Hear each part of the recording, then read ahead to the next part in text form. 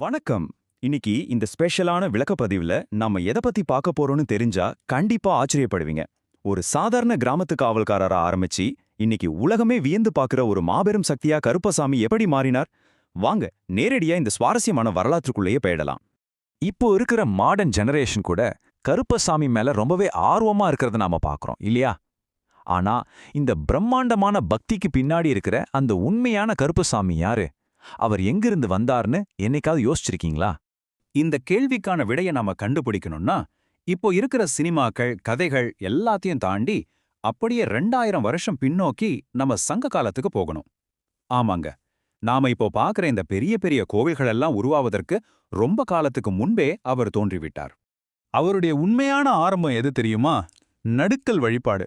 முற்காலத்துல எந்த பெரிய கோவில்களும் இல்லாதப்ப ராத்திரி நேரத்துல வர்ற திருடர்கள் கிட்ட இருந்து ஊர் மக்களையும் ஆடு மாடுகளையும் காப்பாத்துறதுக்காக சில காவல்காரங்க உயிரையே பணயம் வைப்பாங்க. அப்படி மக்களுக்காக போராடி உயிர் நீத்த நிஜமான மனிதர்களை தெய்வமா கும்பிடுற வழக்கம்தான் இந்த நடுக்கல்.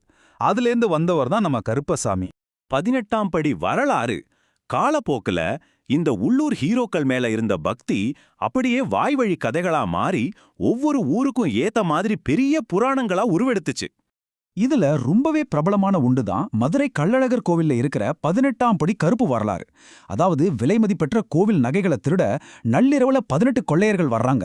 அவங்கள இருட்டிலேயே தடுத்து நிறுத்துறாரு ஒரு காவல்காரர். அந்த கடுமையான சண்டையில அவரும் வீரமரணம் அடைறாரு. அதனால அவருடைய ஆன்மா அந்த 18 படிகள்லயே நிரந்தர காவல் தெய்வமா தங்கிடுச்சுங்கிறது தான் அந்த சிலிர் போட்டும் வரலாறு. இங்க நம்ம கவனிக்க வேண்டிய முக்கியமான விஷயம் என்னன்னா, அவர் வெறும் கல்ல காக்கல, மக்களோட நம்பிக்கை, பணம், நீதி இதெல்லாம் காக்கிற ஒரு உச்சபட்ச காவலரா மாறிட்டார். இதனாலதான் இன்னைக்கு வரைக்கும் கள்ளழகர் ஆற்றில் இறங்குற அந்த பிரம்மாண்ட திருவிழாவுல கூட முதல்ல கருப்பசாமி போய் கோவில் கணக்கு வழக்குகளை சரிபார்த்துட்டு வந்தாதான் அழகரே கிளம்புவார்னு ஒரு நடைமுறை இருக்கு. கண்டிப்பான, ஆனா அதே சமயம் தோழமையான காவலர். கருப்பசாமியோட இந்த சுபாவம் ரொம்பவே வித்தியாசமானது. ஒரு சின்ன உதாரணம் சொல்றேன். நம்ம பாரம்பரிய தெய்வங்களான சிவன், விஷ்ணு இவங்களையெல்லாம் ஒரு காலேஜ் பிரின்சிபல் மாதிரி வச்சுக்கோங்க. அவங்க ரொம்ப ஃபார்மலானவங்க, தூரத்துல இருந்து பார்க்க வேண்டியவங்க.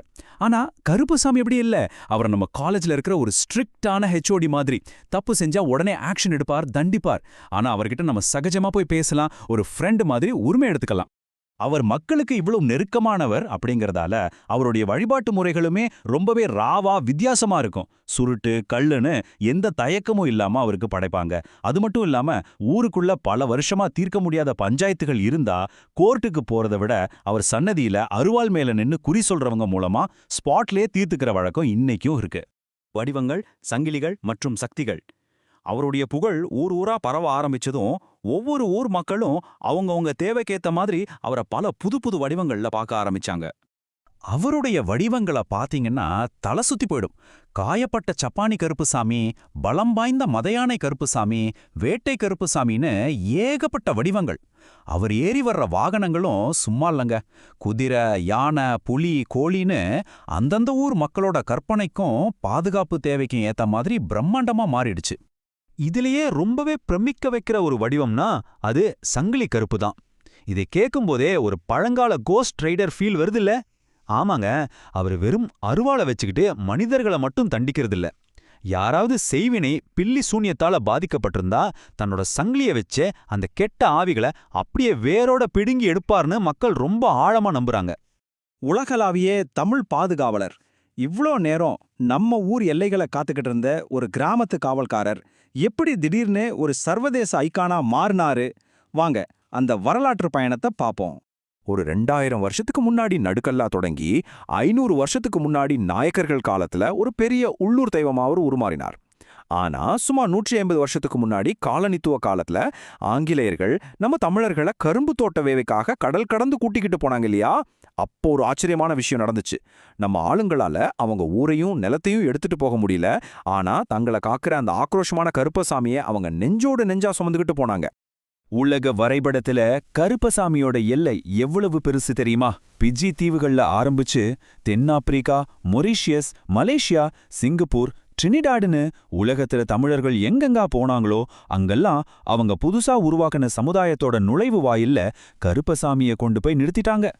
அங்க போனவரு வெறும் தமிழ் மக்களுக்கான தெய்வமா மட்டும் சுருங்கிடல, அந்தந்த நாட்டு கலாச்சாரத்தோட ரொம்ப அழகாவே ஒன்றிணைந்துட்டார். உதாரணத்துக்கு கரீபியன் நாடுகள்ல அவர் வட இந்திய பெயர்களோட சேர்ந்து சாங்கனி பாபானும் கடல்களின் ராஜாவான டீ பாபானும் ரொம்பவே ஸ்பெஷலா கொண்டாடப்படுறாருன்னா பாத்துக்கோங்களேன். இதுல என்ன ரொம்பவே ஆச்சரியப்படுத்தின விஷயம் என்னன்னா, வெளிநாடுகள்ல பல தலைமுறைகளா வாழ்ந்து தங்களோட தாய்மொழி கலாச்சாரத்தை மறந்து வேற மதங்களுக்கு மாறின மக்கள் கூட இன்னைக்கும் கருப்பசாமிக்கு மெழுகுவர்த்தி ஏற்றி வழிபடுற வழக்கத்தை மட்டும் விடவே இல்ல. இது வெறும் சாமி கும்பிடுறது கிடையாதுங்க, அதையும் தாண்டிய ஒரு ஆழமான உணர்வு. இப்ப நாம ஒரு இறுதியான ஆழமான கேள்விக்கு வந்திருக்கோம்.